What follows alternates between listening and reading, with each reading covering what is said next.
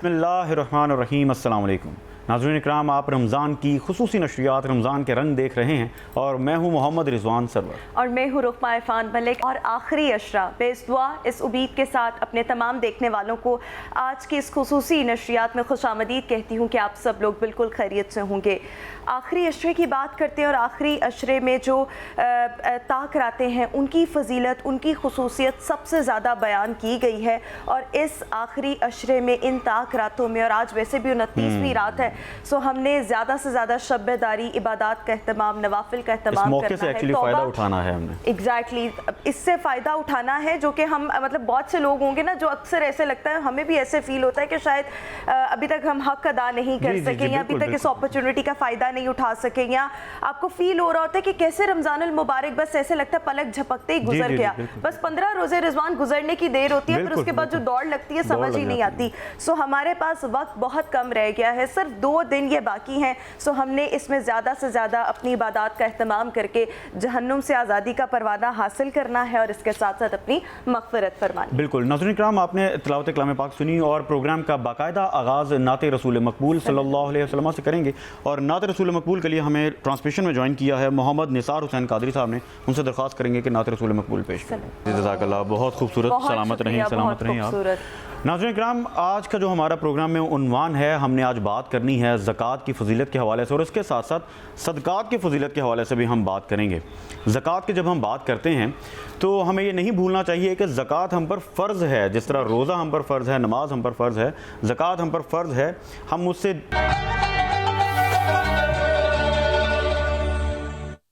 इस हवाले से फिर हमारे ऊपर ज़कात लाजिम हो जाएगी, लेकिन उसके लिए भी शरीयत इस्लाम ने हमें ये हुक्म दिया कि आपके पास निसाब आ गया, फ़ौरन ही आपके ऊपर लाजिम नहीं आप ज़कात अदा करें। अच्छा, निसाब के आप मालिक हो जाएं और उसके ऊपर पूरा साल गुजर जाए। ठीक है, साल के गुजरने के बाद आपके ऊपर ज़कात है। और वो माल एक तो सोना चांदी हो गया, इसी तरह माल नामी हो गया। माल नामी का मतलब ये होता है वो माल कि जो बढ़ने वाला हो। ठीक है, इसी तरह वो माल की जो तिजारत को हो, तिजारत के माल के ऊपर भी है। और इसी तरह जो ट्रेडिंग के लिए माल लेते हैं उस पर भी ज़कात है, उसके ऊपर भी है। और माल तिजारत के ऊपर ज़कात है। इसी तरह हम रियल एस्टेट का हम काम करते हैं, इसके ऊपर भी है। और अगर कोई प्लाट वगैरह लेता है बंदा और वो अपनी ज़रूरत के लिए लेता है, अपने घर बनाने के लिए, उसके ऊपर नहीं है। अच्छा, मुझसे यही मेरा कॉन्सेप्ट मैं चाहता था कि हम क्लियर करें आज। यही मेरा सवाल था कि जो एसेट है उसके हवाले से क्या हुक्म है, ज़रा इसको भी वाज़ेह कर दीजिए एक दफ़ा फिर। और जो माल इसलिए लिया कि उसको लेके हमने बेच देना है आगे, तो आया सिर्फ ट्रेडिंग वाले माल पे ही हमने ज़कात अदा करनी, एसेट पे नहीं करनी? इस हवाले से थोड़ा सा। इस हवाले से ये कि जो हम माल ले रहे हैं और उसमें सोच और फिक्र हमारी ये है कि इस पे मैं घर, मिसाल के हम प्लाट ले रहे हैं, ठीक है, तो घर के लिए ले रहे हैं, उसके ऊपर ज़कात नहीं है। अच्छा, ठीक है। प्लाट हमने लिए और सोच हमारी ये है कि प्लाट हमने लेना है और इसको महंगा करके बेचना है, बेच देना, ठीक है, तो ये तिजारत है, तिजारत की ही नियत से वो ले रहे हैं। इस सूरत में उसके ऊपर ज़कात होगी।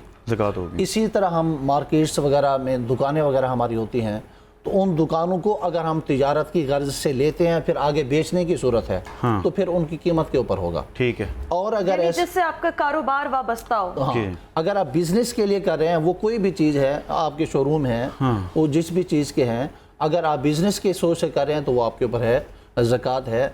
और अगर आपके पास गाड़ियाँ हैं, एक मेरे पास गाड़ी है, एक मेरे बच्चे बीवियों के पास है, वो हर किसी के अलग-अलग भी हो, तो वो इस्तेमाल के लिए अगर हैं तो उसके ऊपर ज़कात नहीं है। अच्छा। इसी तरह मेरे रहने का घर है, रहने के घर के ऊपर भी ज़कात नहीं है, वो चाहे आपके जितने भी घर हों।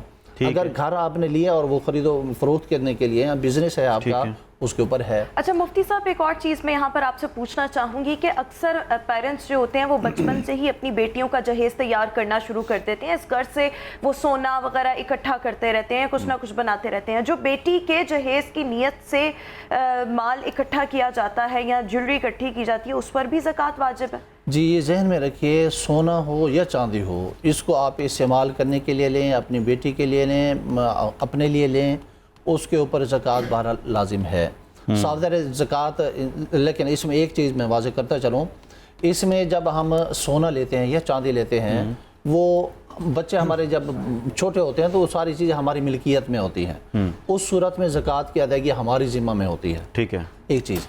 दूसरी चीज़ ये कि हम सोना लिया, हमने चांदी लिया, बच्चों के लिए, शादी के लिए, मुस्तकबिल के लिए लिया, ہمارے پاس ہے، ہم استعمال نہیں بھی کر رہے ہیں، تب بھی ہمارے اوپر اس کی زکوٰۃ ہے۔ اچھا اب زکوٰۃ کے حوالے سے ہمیں یہ شریعت نے نہیں کہا کہ آپ آدھا مال دے دو، نہیں، اس کے لیے بھی ہمیں نصاب دیا گیا کہ آپ نے صرف 2.5% اپنے مال کا 40واں حصہ آپ نے ادا کرنا ہے، وہ بھی اسی صورت میں جیسے میں نے پہلے بات کہی کہ آپ ایک تو نصاب کو پہنچ جائے، دوسرا سال پورا گزر جائے، سال کے گزرنے کے بعد آپ نے صرف 2.5% جو ہے وہ خرچ کرنا ہے، اور معاشرے کے عمراء سے وہ لینا ہے، اور ہوں بھی مسلمانوں سے لینا ہے، اور مسلمان غرباء کو ہی یہ مال دینا ہے۔ اچھا، میں ویسے آپ سے یہاں پر ایک اور اسی سے ریلیٹڈ سوال پوچھنا چاہ رہی ہوں، لیکن اس سے پہلے ابھی ناظرین پروگرام میں وقت ہوا ہے نعت رسول مقبول صلی اللہ علیہ وسلم کا، اور ویوز اسی کے ساتھ ہی اپنی ٹرانسمیشن کو مزید آگے بڑھائیں گے، اور آج ہم بہت اہم موضوع پر بات کر رہے ہیں، زکوٰۃ، اس کی فضیلت، ادا کس کو کی جا سکتی ہے، مستحق کون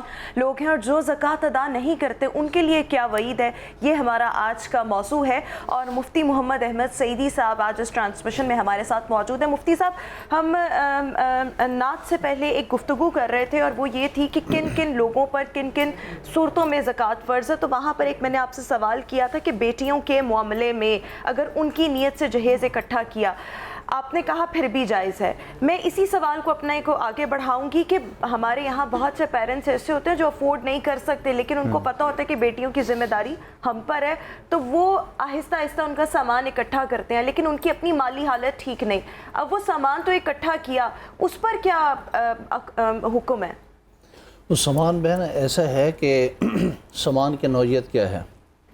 سامان کو باقی رکھنے والی ذات بھی اللہ رب العزت کی ہے، اور یہ زکوٰۃ کی ادا کرنا یہ تو ہمارے مال کو پاک کرتا ہے، ہمارے مال کی حفاظت کرنا ہے، اور وہ بچوں کے جہیز کے لیے ہو، وہ کسی بھی صورت میں ہو، اگر وہ شرط یہی ہے کہ وہ نصاب کو پہنچے۔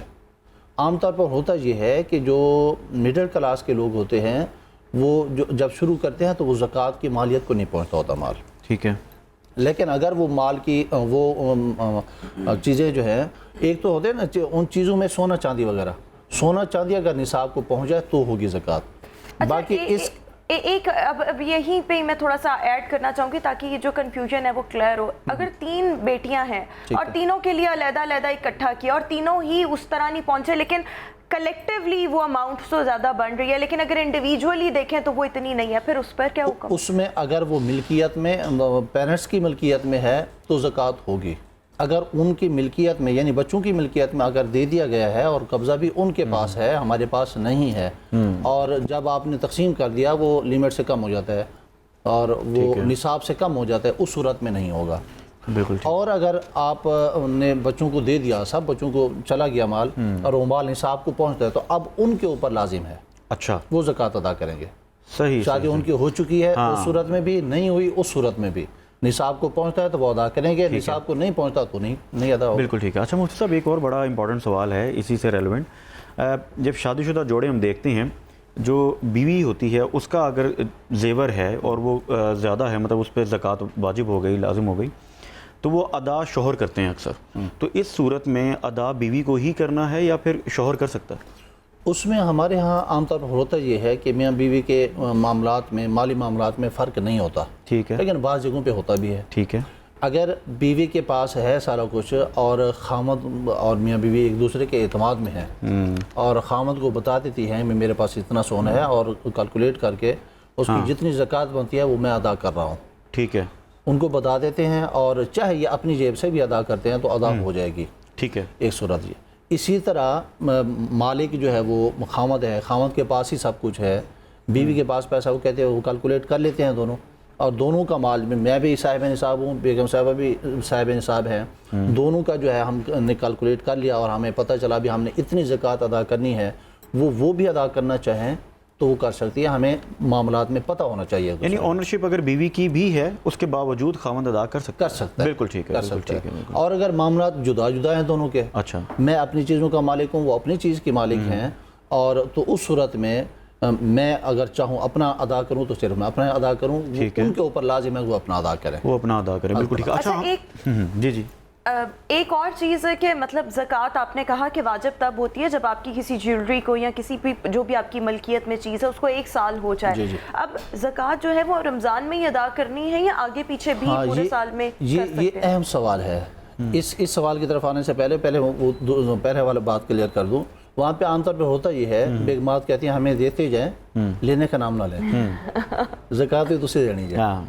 تو ایسے صورت میں مال بھی ہمارا ہے تو زکوٰۃ بھی تاڑی. تو ایسے صورت میں خاوند دل بڑا کر کے کریں اور ادا کر لیں تو ٹھیک ہے, وہ بھی اس صورت میں ہو جائے. اگر یہ کہ ایسے نہیں کریں گے تو پھر لازم ہے کہ وہ خود ادا کریں گے. دوسری بات آپ کی کیا تھا میرے جو؟ ہاں جی, میرا یہ سوال تھا کہ جو زکوٰۃ ہے وہ ہم نے رمضان میں ہی ادا کرنی ہے یا آگے پیچھے بھی ادا کرنی ہے؟ جی, اس صورت میں یہ ہے کہ ہمارے جو اسلامی مہینے ہیں یہ محرم سے ہمارا جو ہے وہ اسٹارٹ ہوتا ہے. بالکل ٹھیک. تو محرم سے لے کر آگے ذی الحج تک ٹھیک ہے, یہ 12 مہینے ہیں.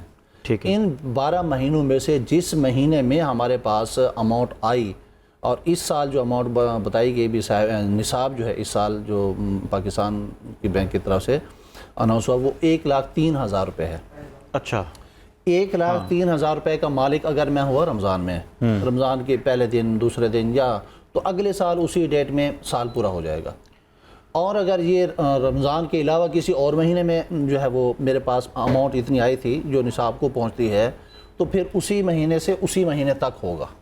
اچھا, ہمارے ہاں ہوتا یہ ہے کہ عام طور پر لوگ کوشش ہوتی ہے سب کی کہ رمضان کے اندر چونکہ نیکیوں کا ثواب بڑھ جاتا ہے, زیادہ ملتا ہے اجر و ثواب, تو اس میں ادا کرتے ہیں. تو اس میں ادا کرنے کی بھی کنڈیشنیں ہیں. اچھا, اس میں ایک کنڈیشن تو یہ ہے کہ بندہ جو ہے پہلے بھی نصاب کا مالک ہے, ٹھیک ہے, پچھلے سال اس نے زکوٰۃ ادا کی تھی, ٹھیک ہے, اور رمضان اب آیا تو ابھی 6 مہینے گزرے ہیں, سال پورا نہیں گزرا, نصاب کا مالک یہ ہے. اس صورت میں ایڈوانس دینا چاہتا ہے, اہم بات ہے یہ ایڈوانس اگر ادا کرنا چاہتا ہے یا ادا کرنا چاہتی ہے تو وہ ایڈوانس میں بھی رمضان میں دینا چاہیں وہ دے سکتے ہیں. ٹھیک ہے, نہیں تو ان کے اوپر جو فرض ہے شریعت کی طرف سے وہ سال کے گزرنے کے بعد ہوگا. بالکل ٹھیک ہے.